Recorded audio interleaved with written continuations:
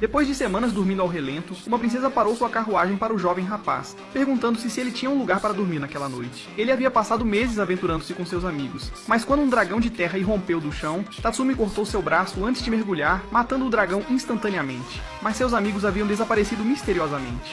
Mesmo dentro da capital, não havia sinal deles onde quer que ele procurasse. Mas quando uma garota atraente o convenceu de que sabia onde eles estavam, ele tinha dois grandes motivos para acreditar nela. Ela o seduziu a entregar suas economias de uma vida, dizendo que voltaria com a localização deles, e o idiota esperou a noite toda por ela, mas ela nunca voltou. Então, sem outra escolha, ele decidiu aceitar a oferta diária e voltou para a mansão dela, mas não tinha ideia dos segredos sombrios que a família dela escondia. Enquanto a mãe Milf de Arya voltava para o quarto, uma espada a cortou ao meio, e Tatsumi sentiu a intenção assassina do assassino do lado de fora.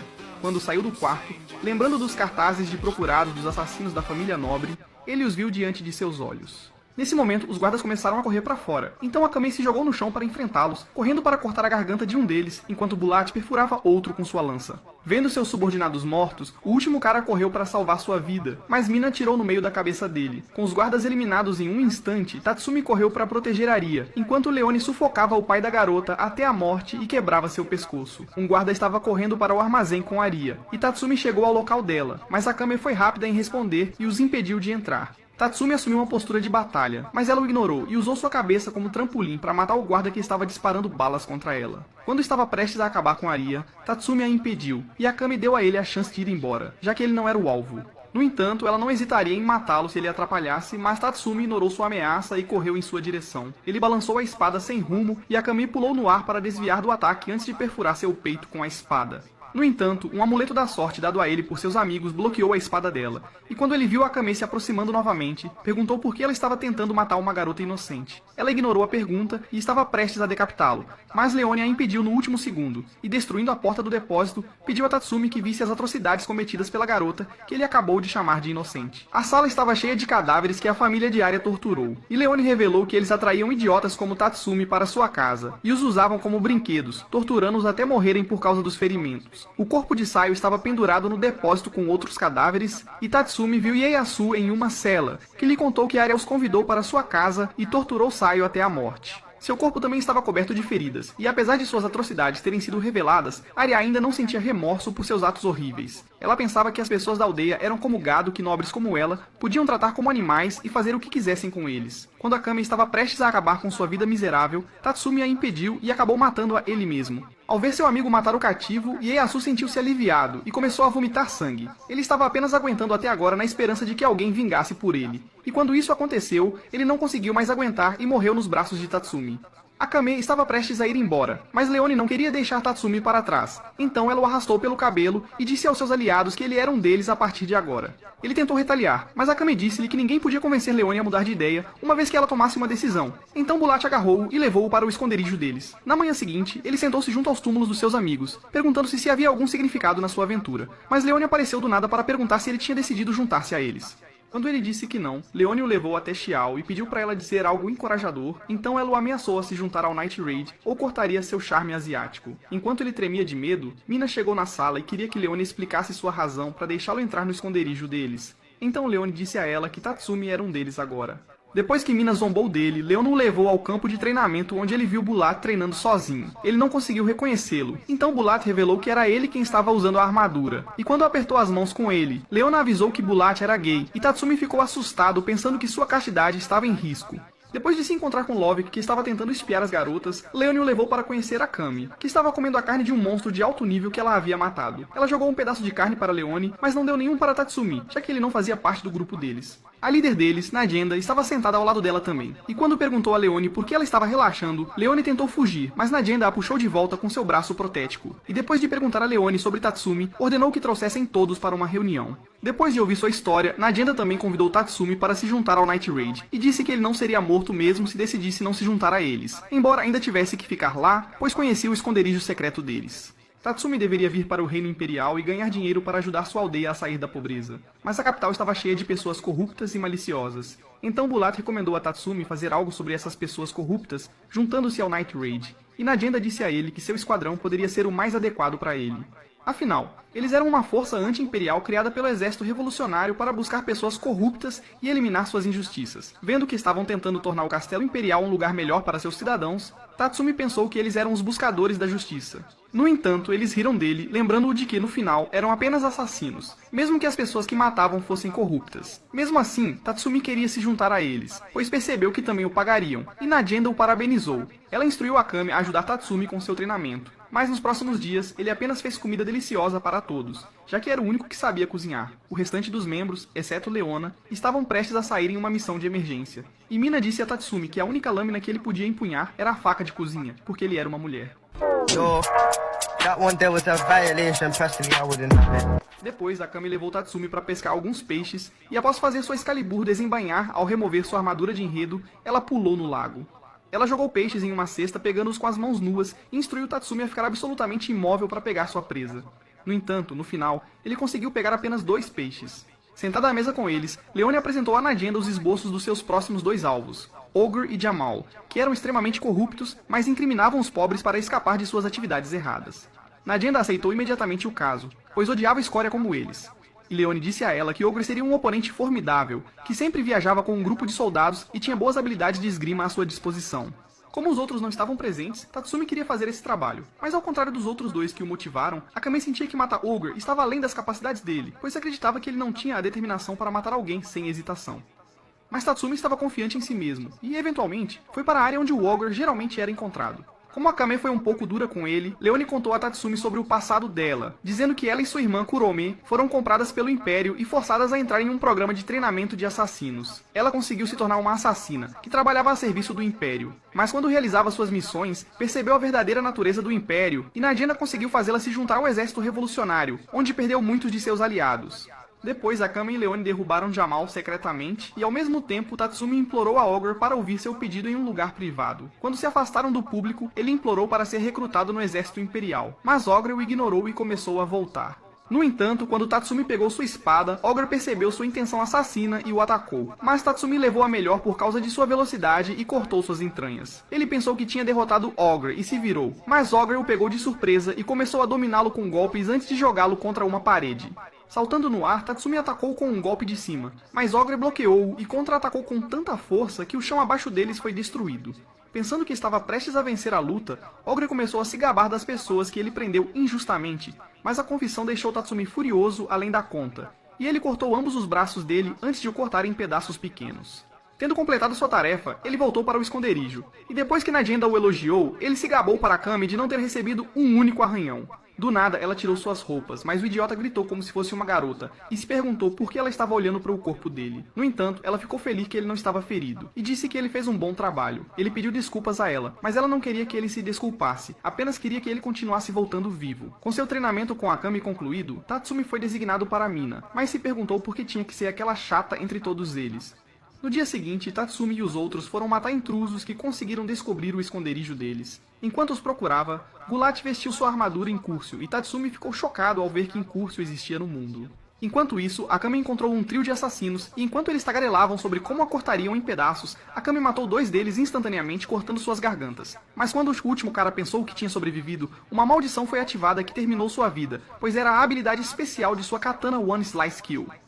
Outro assassino tentou fugir com informações sobre o Night Raid e Mina apontou seu enorme canhão ferroviário para ele. No entanto, ela foi emboscada por um assassino, mas Shio a protegeu cortando o cara ao meio com enormes tesouras, permitindo que Mina evaporasse o último cara da existência. Ao mesmo tempo, Leone espancou outro assassino até a morte, e Lubbock capturou uma gata em seus fios. Ela ofereceu a ele fazer o que quisesse com seu corpo, e aceitando a oferta, Lubbock perfurou todo o corpo dela com seus fios. Enquanto Tatsumi derrotou um assassino cortando seu peito, outros 6 assassinos pularam em Gulat ao mesmo tempo, mas ele os transformou em carne moída antes que pudessem reagir.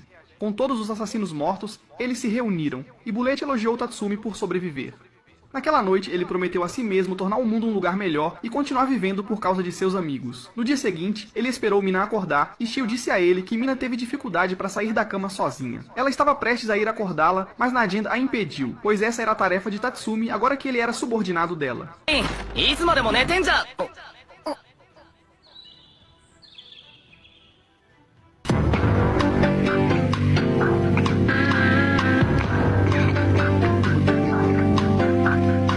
Mina quase o matou com sua Railgun, e depois de chamá-lo de progenitor da excitação, ela fez de tudo para lhe dar uma lição.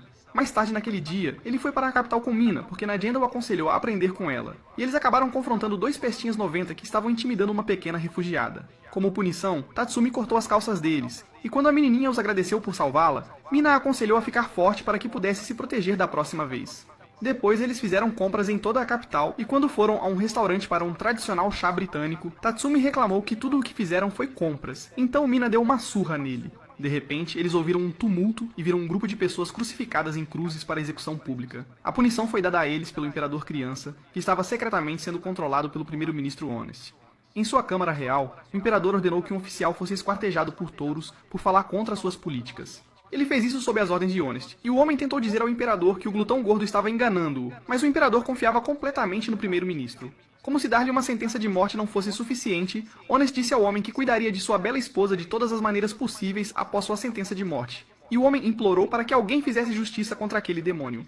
Naquela noite, todos no Night Raid saíram para matar o braço direito do Honesto, cujo nome era Yuko, pois ele usava o nome do primeiro-ministro para raptar mulheres. Enquanto todos se dirigiam para sua mansão, Mina estava a uma boa distância. E Tatsumi, que estava com Mina como seu escolta, perguntou sobre sua arma. O canhão elétrico dela era uma relíquia imperial, que poderia ficar mais forte dependendo de quão perigoso fosse para seu usuário. E ela apontou isso em direção à mansão. No entanto, quando Yoko entrou em seu campo de visão, ele estava cercado por muitas mulheres e Tatsumi se perguntou como ela iria assassiná-lo em meio a toda aquela multidão.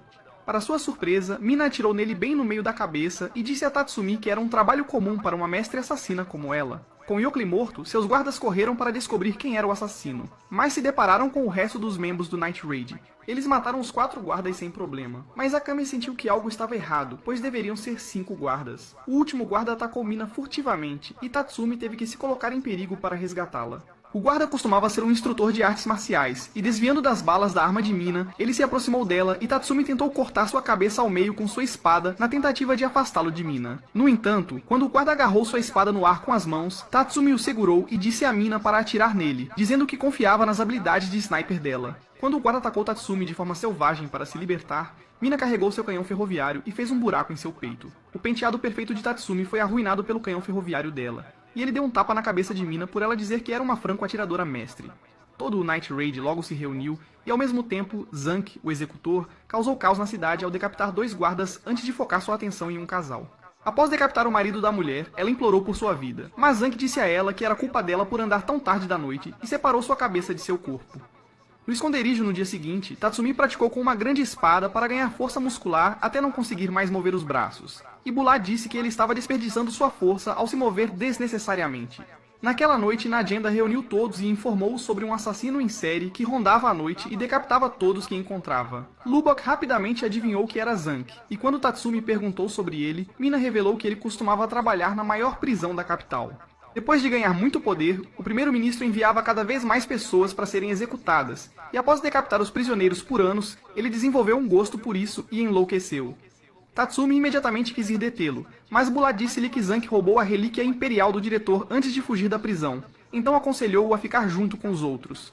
Como todos que ele conhecia tinham uma relíquia imperial, Tatsumi perguntou sobre elas, e Najenda lhe disse que o primeiro imperador queria proteger seu império para sempre. Assim, materiais de monstros classificados como calamidade e minérios preciosos foram coletados, e os melhores ferreiros e artesãos foram convocados de todo o mundo para criar 48 relíquias imperiais que não poderiam ser recriadas até hoje. No entanto, na Grande Guerra Civil há 500 anos, metade das relíquias foi perdida e dispersa pela terra. Akame tinha o assassino de um corte Murasama, que injetava um veneno mortal sempre que cortava a pele de uma pessoa, e não havia antídoto para isso. O braço imperial de Leone permitia que ela se transformasse em uma fera com grande força física, e o Railgun de Mina era alimentado pelo espírito de luta do usuário, e quanto mais perigo o portador enfrentasse, maior seria seu poder destrutivo. A armadura demoníaca. Curcio estava em posse de Bulat e proporcionava uma defesa impenetrável, mas exercia muito estresse sobre seu usuário e matava aqueles que considerava indignos. Lubok tinha o braço imperial Crosstail que podia espalhar fios para detectar inimigos e derrotá-los, enquanto Shio tinha a tesoura Êxtase que podia cortar qualquer coisa e ser usada como escudo. No entanto, a desvantagem de possuir uma relíquia era que quando 2 portadores de relíquias lutavam entre si, um estava destinado a morrer. Com a explicação concluída, o grupo saiu para caçar Zank, e Akame salvou Tatsumi dos guardas que patrulhavam a cidade em busca do assassino em série. Enquanto caminhavam juntos, Tatsumi perguntou sobre as desvantagens da espada dela, e descobriu que era bastante complicado cuidar dela, pois até mesmo um pequeno corte no dedo poderia matá-la. Em pé no topo de um prédio alto, Zanki observou os membros do Night Raid a uma distância segura e fixou os olhos em Tatsumi. Depois de tomar uma bebida com Akame, Tatsumi foi urinar em um beco e, ao ver Sayo, correu atrás dela até um grande terreno vazio. Animado por ela ainda estar viva, ele a abraçou, mas Zanki se perguntou se ele iria dizer sem humo por abraçar um homem e usou seu braço imperial para se transformar em alguém querido para Tatsumi. Irritado com ele, Tatsumi desembainhou sua espada, mas foi pego de surpresa ao saber que Zanki podia ler sua mente usando seu braço imperial. Quando Tatsumi avançou contra ele, Zanki já sabia como ele iria atacar e desviou de seus golpes com facilidade. Usando isso a seu favor, ele cortou Tatsumi nas entranhas com sua lâmina de assassino e se divertiu ao ver a expressão de medo no rosto de Tatsumi. No entanto, Tatsumi se recompôs e começou a atacar Zanki novamente. Mas assim como antes, ele leu sua mente e cobriu o corpo inteiro de Tatsumi com cortes em uma enxurrada de golpes. Zanki queria que ele implorasse por sua vida e chamasse seus amigos, pois ver sua presa implorar o excitava. Mas Tatsumi se recusou a implorar por sua vida para um rato feio e crescido como ele. Sem outra opção, ele arriscou sua vida em um único ataque e investiu contra Zanki com toda a sua força. Embora Tatsumi tenha conseguido arranhar seu rosto, ele recebeu um grande corte nas costas em troca. Irritado por um pirralho como Tatsumi tê-lo arranhado, Zanki avançou em sua direção com raiva, mas Akame o bloqueou com sua espada, contente que Tatsumi derrotou seu oponente psicologicamente. No entanto, Zanki usou sua visão de raio-x para ver o plano de Akame com seu relicário imperial. E quando Akame avançou em direção a Zanki, os dois começaram a trocar golpes até que ela o empurrou para trás com um chute. Sabendo que ele podia ler sua mente, Akame esvaziou a mente de pensamentos, mas Zanki ainda podia ver o futuro e conseguiu ver como ela atacaria. Ele conseguiu arranhar a coxa grossa de Akame e perguntou se ela ouvia vozes na cabeça das pessoas que matou, que a convidavam a se juntar a elas no inferno. Zanki era atormentado por essas vozes por causa das incontáveis pessoas que ele havia decapitado na prisão. Mas quando Akame disse que nunca tinha ouvido vozes, ele ficou irritado e invocou a alucinação de sua irmã, Kuro. Pensando que ela não atacaria a própria irmã, Zanki correu em direção a Akame, mas ela cortou a irmã sem hesitação, e Zanki se perguntou quão fria ela poderia ser. Então ele lançou tudo o que tinha contra ela, e eles se envolveram em uma batalha de desgaste, até que Akame quebrou suas lâminas de assassino e cortou sua garganta. Momentos antes da morte, as vozes na cabeça de Zanki pararam de assombrá-lo, e ele agradeceu a Akame por libertá-lo de sua vida miserável. Naquela noite, enquanto dormia, Tatsumi viu seus amigos em um sonho e acordou abruptamente para ver Shio dormindo ao seu lado, pois era a vez dela ser sua supervisora do dia. Quando Shio acordou, sua atrapalhada deixou cair os óculos e ela confundiu Tatsumi com a figura de madeira na mesa. Mais tarde, quando Lubok e Najenda estavam comendo frutas no café da manhã, ele perguntou a ela se era certo colocar Shio no comando de Tatsumi por causa de sua desajeitabilidade, mas Najenda achou que o novo recruta precisava de alguém mais velho para treiná-lo. Ao mesmo tempo, Tatsumi estava praticando natação em uma armadura para aumentar a resistência e reclamou disso. Então Shio disse a ele que era uma parte importante do currículo de treinamento de assassinos. Shio podia dar toda a sua atenção a Tatsumi para ajudá-lo a treinar, já que não tinha nenhum trabalho no esconderijo por causa de sua desajeitabilidade. Quando tentou cozinhar, queimou-se e acabou gastando todo o orçamento do mês quando foi comprar suprimentos para o esconderijo. Ela também acidentalmente colocou mina na máquina de lavar enquanto lavava roupa, então Najenda não lhe atribuiu nenhum trabalho no esconderijo a partir daquele momento. Ao tentar se levantar, ela deixou cair os óculos novamente, e Tatsumi perguntou por que ela estava trabalhando como assassina quando não conseguia fazer nada direito. Ela cresceu no distrito industrial da capital, mas era um incômodo para todos ao seu redor por causa de sua desajeitabilidade, e as pessoas achavam que ela tinha um parafuso solto em seu cérebro já vazio. No entanto, uma jovem olhou além de sua desajeitabilidade e nunca zombou dela, não importava o erro que cometesse. Ela foi a primeira amiga que Tio teve e adorava passar cada minuto com ela. Mas um dia, seu ex-bêbado invadiu sua casa e começou a estrangulá-la. Sem perder um minuto, Tio cortou o pescoço do cara. E enquanto sua amiga tremia de choque e medo, Tio apenas ficou ali calmamente e não sentiu nada. Aquela garota parou de encontrá-la depois desse incidente. E alguns dias depois, os amigos daquele cara mataram os pais de Tio antes de focarem sua atenção nela. Mesmo com os pais dela sendo mortos e caras com espadas a cercando, ela não sentiu emoção e matou todos eles um por um, sem piedade. Aquela tragédia a fez perceber que o parafuso solto que ela tinha na cabeça a tornava uma assassina excepcional. Então ela estava vivendo sua vida como uma assassina desde então. Quando ela terminou de contar sua história a Tatsumi, Bulat saiu do rio para mostrar seus músculos, e todos voltaram para o esconderijo. Najenda queria que Tatsumi experimentasse a relíquia imperial de Zanki. Mas a primeira coisa que ele fez foi ver as garotas sem sua proteção de enredo. Ele queria valorizar aquela relíquia imperial por toda a vida. Mas quando de repente perdeu toda a sua força, percebeu que a relíquia não era compatível com ele. Como não podia usá-la, Najenda planejou enviar a relíquia para o exército revolucionário, e Akame disse a Tatsumi que a segunda missão mais importante para os membros do Night Raid era coletar as relíquias imperiais. Quando Tatsumi perguntou sobre a relíquia imperial mais forte, Najenda disse que a relíquia de gelo que pertencia a Esdeath não tinha rival. Ela estava ocupada subjugando a raça do norte, pois um herói chamado Numa surgiu daquele lugar e nunca havia perdido uma batalha. Temendo a grande quantidade de pessoas que estavam ao lado dele, o reino imperial enviou seu soldado e general mais forte para lidar com ele. Como todos os tipos de relíquias existiam, Tatsumi pensou que devia haver uma relíquia que pudesse ressuscitar os mortos, mas Bulat rapidamente estourou sua bolha e disse-lhe que tal coisa não existia. Ao ouvir isso, Tatsumi ficou chocado, pois vinha lutando todo esse tempo com essa esperança em mente. Mas Akame disse-lhe para abandonar suas fantasias se quisesse tornar o mundo um lugar melhor. Naquela noite, ele sentou-se sozinho no final de um penhasco. E sabendo que ele devia estar triste, Tio foi atrás dele, e Tatsumi sentiu o toque de uma mulher pela primeira vez na vida quando ela o abraçou. Enquanto isso, no território do norte, todos os soldados do norte foram congelados no gelo, e seu líder infame, Numa, tornou-se o engraxate pessoal de Yezdit. No dia seguinte, Leone levou Tatsumi aos bairros pobres para mostrar a ele o lugar onde ela cresceu, mas ela devia dinheiro a muitas pessoas lá, e essas pessoas foram atrás dela. Enquanto fugia deles, Tatsumi se separou de Leone, e sua alma deixou seu corpo quando percebeu que não tinha a menor ideia sobre aquele lugar. No entanto, uma oficial imperial chamada Suryu o encontrou e tinha com ela a relíquia imperial Koro, que podia detectar qualquer malfeitor. Quando Tatsumi disse a ela que não conhecia o caminho pelos becos, ela pegou sua mão para mostrar-lhe as direções, e Koro ficou bravo, já que sua mestre estava segurando a mão de alguém. Quando ela o levou de volta à entrada das favelas, instruiu Tatsumi a ficar seguro e correu para capturar os culpados, os membros do Night Raid. Quando ela era uma aprendiz, Ogre a treinou em artes marciais, e ao ver a determinação ardente que ela tinha dentro de si, ele se ofereceu para levá-la a um médico que poderia modificar seu corpo, e ela aceitou de bom grado. Desde que seu mestre foi morto pelo Night Raid, ela jurou encontrar e matar cada um deles. Reunida com Leone, as duas foram ao distrito da Luz Vermelha da capital, e transformando-se em uma leoa com seu braço imperial, ela pulou de telhado em telhado para chegar a um prédio onde garotas eram drogadas e forçadas a fazer coisas contra sua vontade. Todas as garotas ficaram muito viciadas em drogas, e quando uma delas não conseguia o suficiente, seu captor a socou. E Leone disse a Tatsumi que conhecia aquela garota desde que era criança. Infiltrando-se no prédio, Tatsumi correu e matou 2 guardas com cada golpe de sua espada antes de abrir as entranhas de outro. Leone foi cercada por guardas de todas as direções, e quando eles avançaram contra ela, ela desviou de todos os golpes e os derrubou com as mãos nuas, matando todos instantaneamente. Um dos líderes deles tentou atirar em Leone, mas Tatsumi o cortou ao meio antes que ele pudesse fazer isso, e ela levantou o último cara no ar segurando-o pelo pescoço. Ela abriu um buraco nas entranhas do homem com um soco, e com a missão completa, os dois foram embora. E Leone disse a Tatsumi para não se preocupar com as garotas, pois um médico cuidaria delas. Percebendo que ela tinha organizado tudo aquilo, Tatsumi disse a ela que era uma pessoa boa de coração. Mas Leone queria mostrar que também tinha um lado perverso, então ela lambeu a orelha dele. It should have been me, not him! It's not fair! Ao mesmo tempo, Tio e Mina estavam voltando após completar seu trabalho, mas Suryu estava esperando por eles na rota de fuga e os parou. Depois de confirmar que eles eram membros do Night Raid, ela os aconselhou a se prepararem para seu fim, pois ela os faria se arrepender diante da justiça absoluta. Como ela sabia sobre a identidade deles, Mina ofereceu para ela ir com eles, pois teriam que matá-la de outra forma.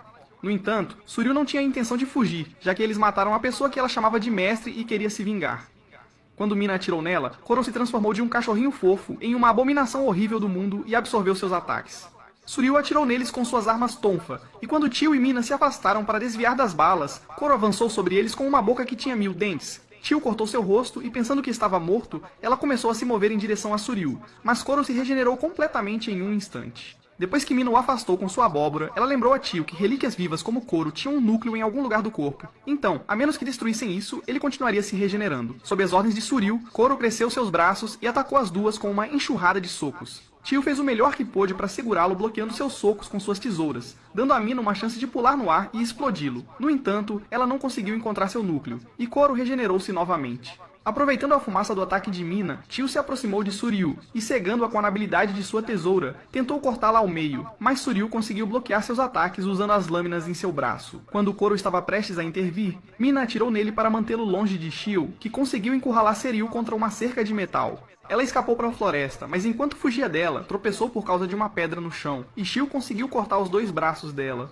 No entanto, ela tinha armas implantadas nos braços e, pensando que Shio estava acabada, atirou nela. Mas Shio bloqueou as balas com suas tesouras e cortou seus braços novamente. Sem opção restante, ela transformou Koro em modo Berserker, e ele agarrou Mina com seu braço. Começou a esmagar todos os ossos dentro dela, e Shio mal conseguiu cortar o braço dele antes que esmagasse Mina. No entanto, ela foi atingida no peito por uma arma escondida na boca de Seryu, e Koro a partiu ao meio com sua boca aterrorizante. Chorando por sua camarada, Mina pegou sua abóbora com um braço quebrado e se aproximou de Seryu. Mas a polícia imperial havia chegado para apoiar Seryu, e sem opções, Shio usou a última força que restava dentro dela para cegar todos com suas tesouras para ajudar Mina a escapar. Ela queria continuar lutando contra Seryu, mas Shio disse para ela fugir, e respeitando seu último desejo, Mina acabou decidindo escapar. Momentos antes de sua morte, as doces memórias de seu tempo no Night Raid passaram pela mente de Shio, e Koro foi finalmente morto. Enquanto Koro mastigava o cadáver de Shio, Seryu parecia a garota mais feliz do mundo, apesar de ter os 2 braços cortados, pois finalmente conseguiu matar um dos membros do Night Raid, e ria fanaticamente. Ao ouvir sobre a morte de Shio, todos ficaram cheios de tristeza, e Tatsumi perguntou a Mina quem era o assassino para que ele pudesse se vingar. Najenda tentou fazê-lo parar, pois ele apenas se juntaria a ela na vida após a morte se agisse sem um plano. Mas quando ele não parava de tagarelar, Bulat deu-lhe um soco. Ele disse para ele parar de tentar jogar sua vida inútil fora. Então Najenda os avisou que eles estariam enfrentando mais portadores de relíquias a partir de agora, e todos precisavam se preparar para isso. Enquanto isso, a General Esdith tinha voltado após dizimar o exército do norte, e Honest pensou que enquanto ela existisse, ninguém ousaria desafiar o governo do Imperador, e ele poderia simplesmente governar o Reino Imperial das Sombras. O Imperador a recompensou com muitas moedas, mas quando Esdith disse que queria caçar o Night Raid com seus subordinados, ele não conseguiu decidir qual prêmio dar a ela, e perguntou o que ela queria. Esdith queria experimentar o amor, então o Imperador sugeriu que ela se casasse com Honest, mas ela rejeitou, pois Honest sempre teve pressão alta e poderia morrer a qualquer momento. Com essa opção fora do caminho, Esdith disse a eles que não muitos homens seriam capazes de atender aos seus requisitos rigorosos e concordou em listar todos eles para o Imperador. Alguns dias depois, Mina ainda tinha dificuldade para comer sozinha por causa de seus ferimentos, então Akame a alimentou. Tatsumi não pôde deixar de notar que Akame estava incomumente calma mesmo após a morte de Shio, e começou a entender quão doloroso era ser um assassino. Enquanto isso, para capturar os membros do Night Raid, Esdith ordenou uma nova tarefa para suas 3 bestas, e tarde da noite, Tatsumi encontrou Akame. Ela fez o prato favorito de Shio em uma tentativa de honrar sua memória, e Tatsumi a chamou de incrível por estar tão composta mesmo após a morte de sua amiga. Ao contrário do que ele percebia, Akame também estava devastada pela morte de Shio, e agarrando Tatsumi, ela disse que nunca poderia se acostumar com a dor de perder alguém querido, mas ela não deixava isso interferir em suas missões. Com lágrimas escorrendo pelo rosto, seu corpo inteiro tremia de tristeza, e Tatsumi se culpou por não ter percebido o que ela estava passando. Ele pediu desculpas a Akame pelo que disse e prometeu ficar vivo para que pudessem inaugurar uma nova era onde todos pudessem viver em paz. No dia seguinte, ele praticou com Akame, e depois de trocar alguns golpes com ela, levou uma pancada nas costelas. Akame disse para ele descansar, mas ele não queria parar de praticar e pediu para ela tratar o treino como uma batalha real. No entanto, quando ele se aproximou dela, Bulat bateu em seu rosto dizendo que ele deveria sempre estar atento ao seu redor em uma batalha real. Vendo sua determinação inabalável de proteger a todos, Bulat concordou em treiná-lo intensamente e começou a lutar com ele usando um bastão de madeira. Ver os dois lutando deixou Akame feliz, e ao mesmo tempo, um oficial do governo e sua filha foram atacados pelas 3 bestas. A garota e mais de uma dúzia de guardas correram em direção a Deidara, mas ele os cortou em pedaços com um único golpe, e feriu gravemente a garota. Liver se apresentou ao velho, e sem hesitação o decapitou. Depois eles espalharam panfletos com o símbolo do Night Raid gravado neles para fazer todos acreditarem que foi obra deles. Depois que Niall terminou de esfolar a pobre garota viva, eles foram embora. E no esconderijo do Night Raid, Najenda informou a todos que Esdith havia retornado à capital. Ela instruiu Leone a observar suas ações, e quando perguntou que tipo de mulher ela era, Najenda disse que ela era uma sádica com gosto por carnificina. Leone achou engraçado ouvir isso, pois pensou que Esdith era alguém com quem ela poderia lutar com toda a força. Desde que Esdith voltou, oficiais políticos começaram a aparecer mortos, e panfletos do Night Raid foram encontrados em cada cena do crime. À primeira vista, essa tentativa de incriminar o Night Raid parecia tola, mas as 3 bestas só atacaram um oficial que tinha guardas poderosos com eles que nenhum assassino comum poderia matar. Por causa disso, as pessoas acreditariam de bom grado que o Night Raid os havia matado. Najenda suspeitava que as 3 bestas tinham relíquias imperiais próprias, e o fato de estarem mirando nas figuras políticas que apoiavam o exército revolucionário as tornava um grande obstáculo. No entanto, eles não podiam se dar ao luxo de perder mais desses políticos. Então Najenda designou Bulat e Tatsumi para proteger um político que estava a bordo de um enorme navio de cruzeiro, enquanto Lubok e Akame foram enviados para uma cidade bem ao norte. Vestido com uma roupa formal, Tatsumi conversou com Bulat no navio enquanto ele estava invisível, e pensou que não havia como o político ser assassinado no meio de todas aquelas pessoas. No entanto, Bulat deu-lhes um tapa na cabeça, dizendo para não subestimar seus oponentes. Tatsumi não se cansava de como a armadura de Bulat era incrível, pois eles não teriam conseguido embarcar no navio sem ela. A armadura era como um parceiro para ele, mas mesmo com toda a força que ela proporcionava, ele não conseguiu salvar seu general de ser injustamente jogado na prisão. O general se recusou a subornar o primeiro-ministro Honest quando ele assumiu o poder, e por causa disso, ele o declarou um traidor. Mas o general acreditava que as autoridades o entenderiam, pois ele não havia feito nada de errado. No entanto, as autoridades na capital nem sequer ouviriam seu caso. E como Bulat era muito próximo do general, ele também foi declarado traidor, mas usou a habilidade de sua armadura para escapar deles. Com a invisibilidade de sua armadura prestes a acabar, ele teve que remover a armadura por algum tempo. Então Tatsumi disse-lhe para deixá-lo cuidar da área superior. Enquanto isso, na capital, Esdif deu uma chance perfeita para Leone atacá-la, mas cada poro do seu corpo gritava que era uma armadilha por causa da aura maligna e assassina ao redor dela. Quando ela se afastou, Esdith ficou desapontada, pois queria que ela caísse na isca para poder capturá-la e torturá-la. Ao mesmo tempo, Niall estava tocando uma flauta no navio de cruzeiro, e isso fez todos no navio dormirem. Tatsumi lutava para se manter de pé, e com todos dormindo, Deidara finalmente apareceu e deu uma espada a ele, pois queria uma luta justa. Desembainhando a espada, Tatsumi saltou sobre ele e quase foi morto por seu ataque. Dividindo seu machado em dois, Deidara o lançou em direção a Tatsumi e ele voltou como um frisbee, cortando o estômago de Tatsumi no caminho de volta. Ele tentou avançar diretamente contra Deidara, mas Bulat o lançou no ar e o chamou de idiota por cair na armadilha do inimigo. Deidara ficou surpreso que a música de Niall não afetou Bulat, e percebeu que ele feriu a própria perna para se libertar do efeito. Quando ele equipou sua armadura, todos os membros das 3 bestas pularam sobre ele de uma vez, mas ele afastou Liver e Niall num instante e conseguiu cortar Deidara ao meio. Ele lembrou Tatsumi da lição de sempre estar atento ao seu entorno, e Tatsumi ficou chocado ao vê-lo derrubar todos em um único segundo. Levantando-se, Liver cumprimentou o homem musculoso, e Bulat percebeu que ele era seu antigo mestre que estava preso na capital imperial. Assim como Bulat, Liver também o reconheceu e disse que se tornou servo de Esdif depois que ela o salvou. Então Bulat se sentiu mal, pois se estivessem do mesmo lado, ele gostaria de compartilhar uma bebida com ele. Usando sua relíquia imperial Black Marlin, Liver ergueu vários pilares de água no ar e revelou que sua relíquia lhe permitia manipular livremente qualquer líquido dentro de seu alcance. Foi azar para Bulat enfrentá-lo naquela situação, já que ele não podia criar água do nada, então o oceano ao redor deles lhe dava uma grande vantagem. Usando os pilares de água, Liver lançou um canhão de água em direção a Bulat, mas ele bloqueou girando sua lança em uma velocidade extremamente alta. Niall tentou apoiar Liver usando